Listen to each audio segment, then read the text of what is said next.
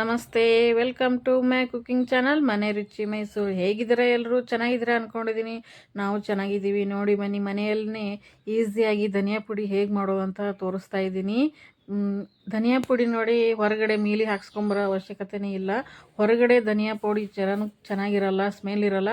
ಅದು ಹೊರಗಡೆ ಧನಿಯಾ ಪುಡಿ ತರೋದೇ ಮರೆತು ಬಿಡ್ತೀರಾ ನೀವು. ಅಷ್ಟು ಮಸ್ತಾಗಿರುವ ಘಮ ಘಮ ಅಂತಿರುವಂತಹ ಧನಿಯಾ ಪುಡಿ ಮಾಡೋದಂತ ತೋರಿಸ್ತಾ ಇದ್ದೀನಿ. ಪ್ಲೀಸ್ ಸ್ಕಿಪ್ ಮಾಡದೆ ನೋಡಿ, ಸಪೋರ್ಟ್ ಮಾಡಿ, ಸಬ್ಸ್ಕ್ರೈಬ್ ಮಾಡ್ಕೊಂಡು ನೋಡಿ.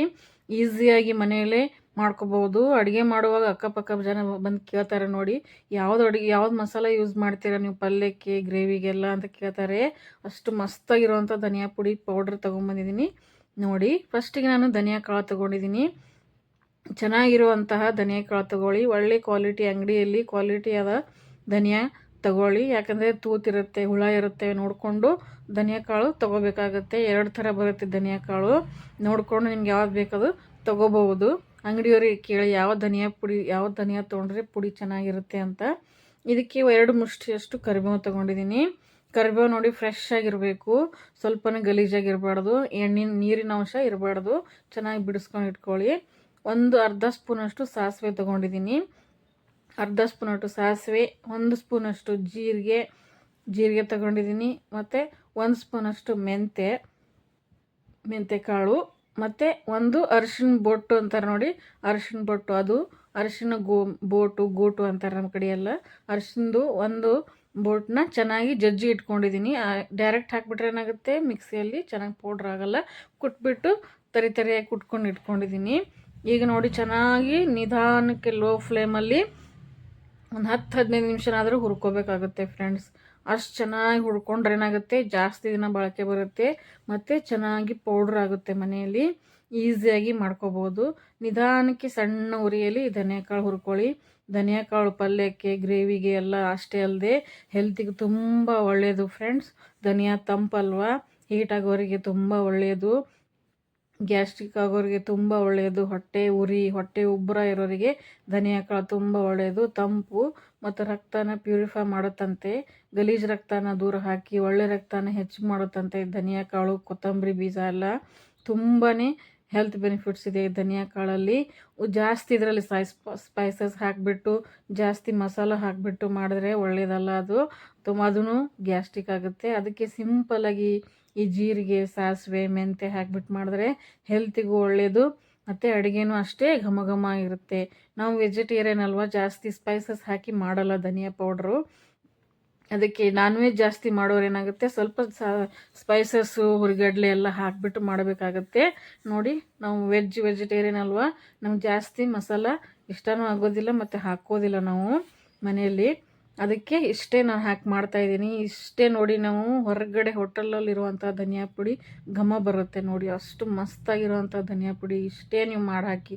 ನಾನು ಹೇಳಿರೋ ಇಂಗ್ರೀಡಿಯೆಂಟ್ ಇಷ್ಟೇ ಹಾಕಿ ಎಷ್ಟು ಚೆನ್ನಾಗಿ ಬರುತ್ತೆ ಗೊತ್ತಾ ನೋಡಿ. ಈ ಥರ ನಾವು ಕಲರ್ ಚೇಂಜ್ ಆಗೋವರೆಗೂ ಲೋ ಫ್ಲೇಮ್ ಇಟ್ಟು ಹುರ್ಕೋಬೇಕು. ಕಲರ್ ಚೇಂಜ್ ಆಗೋದಂದರೆ ಕಪ್ಪಗೆ ಆಗ್ಬಾರ್ದು, ಲೈಟ್ ಬ್ರೌನ್ ಕಲರ್ ಬರಬೇಕು ಬೆಚ್ಚಗೆ. ಇಡೀ ಮನೆಯೆಲ್ಲ ಘಮ್ ಅನ್ನುತ್ತೆ ಫ್ರೆಂಡ್ಸ್. ಅಷ್ಟು ಮಸ್ತಾಗಿರೋ ಈ ಧನಿಯಾ ಪುಡಿ ಒಂದ್ಸಲ ಟ್ರೈ ಮಾಡಿ. ಮನೆಯಲ್ಲಿ ಟ್ರೈ ಮಾಡಿಬಿಟ್ಟು ನನ್ನ ಕಮೆಂಟ್ ಬಾಕ್ಸಲ್ಲಿ ತಿಳಿಸಿ ಹೇಗೆ ಅನ್ನಿಸ್ತು. ಮತ್ತು ನೀವು ಪಲ್ಯ, ಗ್ರೇವಿಗಳಿಗೆ, ಸಾರುಗಳಿಗೆ, ಗೊಜ್ಜುಗಳಿಗೆ ಹಾಕಿದ್ರೆ ಅದರ ರುಚಿನ ಡಬಲ್ ಮಾಡುತ್ತೆ. ಎಲ್ಲರೂ ಕೇಳ್ತಾರೆ, ಯಾವ್ದು ಹಾಕ್ಕೊಂಡಿದ್ದೀರಾ ನೀವು, ಏನು ಹಾಕಿದ್ದೀರಾ, ಯಾವ ಮಸಾಲ ಅಂತ ಕೇಳ್ತಾರೆ ನೋಡಿ. ಧನಿಯಾಕಾಳೆಲ್ಲ ಹುರಿದು ಒಂದು ಪ್ಲೇಟಲ್ಲಿ ಹಾರಕ್ಕಿಟ್ಟಿದ್ದೀನಿ. ಕರಿಬೇವನ್ನು ಚೆನ್ನಾಗಿ ಹುರ್ಕೋಬೇಕು. ಚೆನ್ನಾಗಿ ಅಂದರೆ ಕ್ರಿಸ್ಪಿ ಆಗಬೇಕು, ಒದ್ದೆ ಇರಬಾರ್ದು. ಯಾಕಂದ್ರೆ ಧನಿಯಾ ಪುಡಿ ಎಲ್ಲ ಹಾಳಾಗುತ್ತೆ.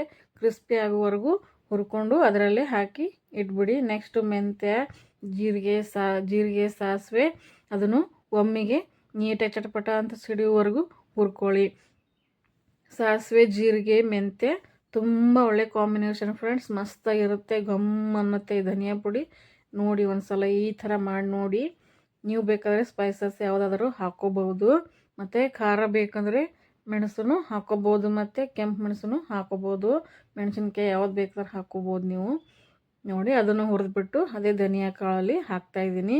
ಮತ್ತು ಈಗ ಸ್ವಲ್ಪ ಅರಿಶಿನ ಬೋಟನ್ನ ಕುಟ್ಟಿಟ್ಕೊಂಡಿದ್ನಲ್ಲ, ಅದು ಡೈರೆಕ್ಟ್ ದಪ್ಪ ಹಾಕಿದ್ರೆ ಮಿಕ್ಸಿಯಲ್ಲಿ ಪೌಡ್ರ್ ಆಗೋಲ್ಲ. ಅದಕ್ಕೆ ಈ ಥರ ಜಜ್ಜಿಬಿಟ್ಟು ಇಟ್ಕೊಂಡ್ರೆ ಏನಾಗುತ್ತೆ, ತರಿಯಾಗಿ ಜಜ್ಜಿಟ್ಕೊಂಡ್ರೆ ಪೌಡ್ರ್ ಆಗುತ್ತೆ ನೀಟಾಗಿ.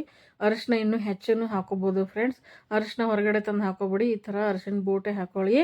ಅಂದರೆ ಏನಾಗುತ್ತೆ ಫ್ರೆಶ್ ಇರುತ್ತಲ್ವ, ಚೆನ್ನಾಗಿ ಜಾಸ್ತಿ ದಿನ ತಾಳಿಕೆ ಬರುತ್ತೆ ಧನಿಯಾ ಪುಡಿ. ನೋಡಿ ಚೆನ್ನಾಗಿ ಇದನ್ನು ಸ್ಮೆಲ್ ಬರೋವರೆಗೂ ಹುರ್ಕೊಂಡು ಅದೇ ಧನಿಯಾ ಕಾಳಲ್ಲಿ ಹಾಕೊಂಬಿಡಿ. ತುಂಬ ಒಳ್ಳೆ ಕಲರ್ ಬರುತ್ತೆ ಫ್ರೆಂಡ್ಸ್. ನೀವು ಇನ್ನೂ ಜಾಸ್ತಿನೂ ಹಾಕೋಬೋದು. ನಾವು ಒಂದು ಬೌಲ್ ಧನಿಯಾಗಿ ಇಷ್ಟ ತೊಗೊಂಡಿರೋದು. ನೀವು ಇದೇ ಕ್ವಾಂಟಿಟಿ ಡಬಲ್ ಮಾಡ್ಕೋಬೋದು, ಜಾಸ್ತಿ ಬೇಕಾದ್ರೆ ಜಾಸ್ತಿ ಮಾಡ್ಕೋಬೋದು. ಎಲ್ಲ ನಾನು ಯಾವ್ದು ರೇಷಿಯಲ್ಲಿ ಮಾಡಿದ್ದೀನಿ ನೋಡಿ. ನಿಮ್ಮಲ್ಲಿ ಜಾಸ್ತಿ ಮಾಡ್ಕೋದಿದ್ರೆ ಡಬಲ್ ಮಾಡ್ಕೊಳ್ಳಿ. ಸ್ವಲ್ಪ ಉಪ್ಪು, ಹಳ್ಳುಪ್ಪು ನಾನು ತೊಗೋತಾ ಇದ್ದೀನಿ, ಯಾಕಂದರೆ ಚೆನ್ನಾಗಿ ಜಾಸ್ತಿ ದಿನ ತಾಳಕ್ಕೆ ಬರುತ್ತೆ ಮತ್ತು ನೈಸ್ ಆಗುತ್ತೆ. ಪೌಡರು ಮಿಕ್ಸಿಯಲ್ಲಿ ಮಾಡ್ತೀವಲ್ವ, ಹೊರಗಡೆ ಮೀಲಿ ಹಾಕ್ಸ್ಕೊಂಬರಲ್ಲ, ಇಲ್ಲೇ ಮನೆಯಲ್ಲೇ ಮಾಡಿರ್ತೀವಲ್ಲ, ಅದಕ್ಕೆ ನಾವು ಸ್ವಲ್ಪ ಹಳ್ಳುಪ್ಪನ್ನ ಹುರಿದು ಹಾಕೋಬೇಕು. ಅದರಲ್ಲಿ ತೇವಾಂಶ ಇರುತ್ತೆ. ಸ್ವಲ್ಪ ಬೆಚ್ಚಗೆ ಮಾಡಿ ಹಾಕ್ಕೊಂಡ್ರೆ ಏನಾಗುತ್ತೆ, ನೈಸಾಗಿ ಪೌಡ್ರ್ ಆಗುತ್ತೆ ಧನಿಯಾ ಕಾಳು ಮತ್ತು ಜಾಸ್ತಿ ದಿನ ತೊಳಕೆ ಬರುತ್ತೆ. ನೋಡಿ ಎಲ್ಲನೂ ಒಂದು 10-15 ನಿಮಿಷ ಬಿಟ್ಟಿದೆ. ಎಲ್ಲನೂ ಚೆನ್ನಾಗಿ ತಣ್ಣಗಾಗಿದೆ. ಈಗ ತಣ್ಣಗಾದ್ಮೇಲೆ ಒಂದು ಮಿಕ್ಸಿ ಜಾರಲ್ಲಿ ಅರ್ಧ ಹಾಕ್ಕೊಂಡು 2 ಸಲ ಮಾಡ್ಕೊಳ್ಳಿ. ಒಮ್ಮೆ ಹಾಕ್ಕೊಂಡು ಪೌಡ್ರ್ ಮಾಡ್ಕೋಬೇಡಿ, ಎಷ್ಟಾಗುತ್ತೋ ಅಷ್ಟು ಪೌಡ್ರ್ ಮಾಡ್ಕೊಳ್ಳಿ. ನೀವು ಬೇಕಾದರೆ ಜಾಸ್ತಿ ಕ್ವಾಂಟಿಟಿಲಿದ್ದರೆ ನೀವು ಮೀಲಿ ಹಾಕ್ಸ್ಕೊಂಬರ್ಬೋದು. ಧನಿಯಾ ಕಾಳು ನೋಡಿ ಬಿಸಿಲಿಗೆ ಇಡ್ಬೋದು. ನಮ್ಮ ಮೈಸೂರಲ್ಲಂತೂ ಬಿಸಿಲಿರೋದಿಲ್ಲ, ಹುರ್ಕೊಂಡೇ ಮಾಡ್ಕೋತೀವಿ ನಾವು. ನೋಡಿ ಇಷ್ಟು ನೈಸಾಗಿ ಮಾಡ್ಕೊಂಬಂದರೆ ಸಾಕಾಗುತ್ತೆ ಫ್ರೆಂಡ್ಸ್. ನೋಡಿ ಎಷ್ಟು ಮಸ್ತಾಗಿ ಬಂದಿದೆ. ಮನೆಯಲ್ಲೇ ಈಸಿಯಾಗಿ ನಾವು ಧನಿಯಾ ಪೌಡರು ಹೇಗೆ ಮಾಡ್ಕೋಬೋದು ಅಂತ ತೋರಿಸಿದ್ದೀನಿ ನೋಡಿ. ಎಲ್ಲನೂ ಮಿಕ್ಸಿ ಮಾಡ್ಕೊಂಬಂದೆ. ಒಂದು ಬೌಲಿಗೆ ಇಷ್ಟೊಂದು ಧನಿಯಾ ಪುಡಿ ಆಯಿತು ನೋಡಿ ಮನೆಯಲ್ಲೇ. ನೋಡಿ ಕಲರ್ ನೋಡಿ ಎಷ್ಟು ಮಸ್ತಾಗಿ ಬಂದಿದೆ ಅಲ್ವಾ. ಅರಿಶಿನ ಪುಡಿ ಇನ್ನೊಂದು ಸ್ವಲ್ಪ ಅರಿಶಿನ ಬೋಟ್ ಇನ್ನೊಂದು ಎಕ್ಸ್ಟ್ರಾ ತೊಗೊಂಡ್ರೆ ಕಲರ್ ಎಲ್ಲೋ ಆಗುತ್ತೆ ನೋಡಿ. ಅಡುಗೆ ಮಾಡುವಾಗ ಅಡುಗೆಗೆ ನಾವು ಅರಿಶಿನ ಹಾಕ್ತೀವಲ್ವ, ಅಲ್ಲಿಗೆ ಸರಿ ಹೋಗುತ್ತೆ. ಎಲ್ಲನೂ ಜರಡಿ ಹಿಡ್ಕೊಂಡ್ರೆ ಏನಾಗುತ್ತೆ, ಚೆನ್ನಾಗಿ ಜಾಸ್ತಿ ದಿನ ಬಾಳಿಕೆ ಬರುತ್ತೆ ಮತ್ತು ಗಂಟು ಆಗೋದಿಲ್ಲ. ಹಾಗೆ ಡೈರೆಕ್ಟ್ ಬಾಟಲಲ್ಲಿ ತುಂಬಿಟ್ರೆ ಏನಾಗುತ್ತೆ, ಗಂಟು ಆಗೋ ಚಾನ್ಸಸ್ ಇರುತ್ತೆ. ಅದಕ್ಕೆ ನಾವು ಚೆನ್ನಾಗಿ ಜರಡಿ ಹಿಡಿದ್ಬಿಟ್ಟು ನೀಟಾಗಿ ಮಾಡಿಬಿಟ್ಟು ಒಂದು ಗ್ಲಾಸ್ ಬೌಲಲ್ಲಿ, ಗ್ಲಾಸ್ ಕಂಟೈನರಲ್ಲಿ ಹಾಕಿಟ್ರೆ ಚೆನ್ನಾಗಿರುತ್ತೆ. ನಾನು ಸ್ವಲ್ಪ ಎಲ್ಲನೂ ಮಸಾಲ ಐಟಮ್ಸು ಗ್ಲಾಸ್ ಐಟಮ್ಸೇ ಯೂಸ್ ಮಾಡ್ತೀನಿ. ಎಲ್ಲ ಥರ ಸಾಂಬಾರು ಪೌಡರು, ಚಾಟ್ ಮಸಾಲ ಆಗಲಿ, ಗರಂ ಮಸಾಲ ಆಗಲಿ, ಯಾವುದೇ ಥರ ಮಸಾಲ ಪೌಡ್ರುಗಳು ಏನು ಮಾಡ್ತೀನಿ ನಾನು ಗ್ಲಾಸ್ ಐಟಮಲ್ಲೇ ಹಾಕಿಡ್ತೀನಿ. ಅದು ಒಳ್ಳೆಯದು, ಜಾಸ್ತಿ ದಿನ ಬಾಳಿಕೆ ಬರುತ್ತೆ ಮತ್ತು ಸ್ಮೆಲ್ಲು ಹಾಗೆ ಇರುತ್ತೆ ಗ್ಲಾಸ್ ಬಾಟಲಲ್ಲಿ ಹಾಕಿಟ್ರೆ.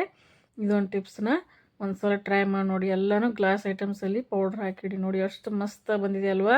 ಹೊರಗಡೆ ಧನಿಯಾ ಪೌಡರ್ ಥರದ್ದು ಮರಿತೀರ ಫ್ರೆಂಡ್ಸ್. ಜಾಸ್ತಿ ನಮ್ಗೆ ಬೇಕಾದಂಗೆ ಈ ಥರ ಮಾಡ್ಕೊಂಡು ಇಟ್ಕೋಬೋದು. ನೋಡಿ ಈ ಥರ ನಾನು ಕ್ಲೀನಾಗಿ ಒರೆಸ್ಬಿಟ್ಟು ಎಲ್ಲ ಕ್ಲೀನಾಗಿ ಒರೆಸ್ಬಿಟ್ಟು ಅದು ತುಂಬಿಡ್ತಾ ಇದ್ದೀನಿ. ಈ ಧನಿಯಾ ಪೌಡ್ರ್ ಮಾಡುವಾಗ ಯಾವುದು ಒದ್ದೆ ಇರಬಾರ್ದು. ಸ್ಪೂನಲ್ಲಿ, ಪ್ಲೇಟಲ್ಲಿ, ಬೌಲಲ್ಲಿ, ಗ್ಲಾಸಲ್ಲಿ ಎಲ್ಲ ಡ್ರೈ ಇರಬೇಕು. ಜಾಸ್ತಿ ದಿನ ತಾಳಕೆ ಬರುತ್ತೆ. ನೋಡಿ ಎಷ್ಟು ಮಸ್ತಾಗಿ ಬಂದಿದೆ ಅಲ್ವಾ.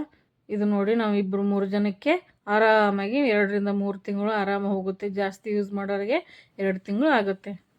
ನೋಡಿ ನಾನ್ ವೆಜ್ ಮಾಡೋರು ಸ್ವಲ್ಪ ಸ್ಪೈಸಸ್ ಜಾಸ್ತಿ ಹಾಕೋಬೋದು. ನಾವು ವೆಜಿಟೇರಿಯನ್ ಅಲ್ವಾ, ಜಾಸ್ತಿ ಸ್ಪೈಸಸ್ ತಿನ್ನಲ್ಲ ನಾವು, ತಿನ್ನೋರು ಹಾಕೋಬಹುದು ಫ್ರೆಂಡ್ಸ್. ಈ ವಿಡಿಯೋ ನಿಮ್ಗೆ ಇಷ್ಟ ಆದರೆ ಪ್ಲೀಸ್ ಒಂದು ಲೈಕ್ ಮಾಡಿ. ಲೈಕ್ ಮಾಡದೆ ಹಾಗೆ ಹೋಗಬೇಡಿ ಫ್ರೆಂಡ್ಸ್.